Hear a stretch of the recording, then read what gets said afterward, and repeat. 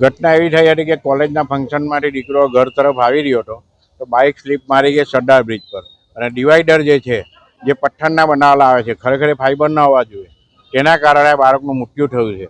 અને બાળકના વાલી વારસો જે છે, દાદા દાદી પપ્પા, એ લોકોએ બાળકનો અમારે અંગદાન કરવું છે.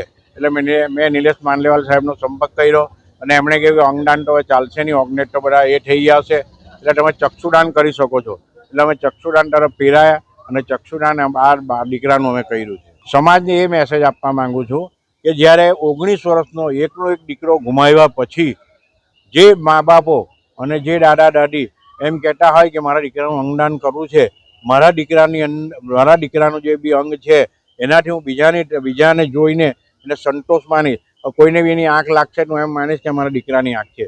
તો એનાથી લોકોને અંધાપો દૂર થશે અને આ જે અંગદાન કરવાની જે પ્રક્રિયા છે એ સતત સમાજમાં ચાલતી રહે અને સમાજના લોકો આ પ્રક્રિયામાં જોડાય મોટા ભાગે અને સમાજ આ પ્રક્રિયા કરતો રહે અને અનેકો લોકોના જીવન મળે એવું મારી એ છે.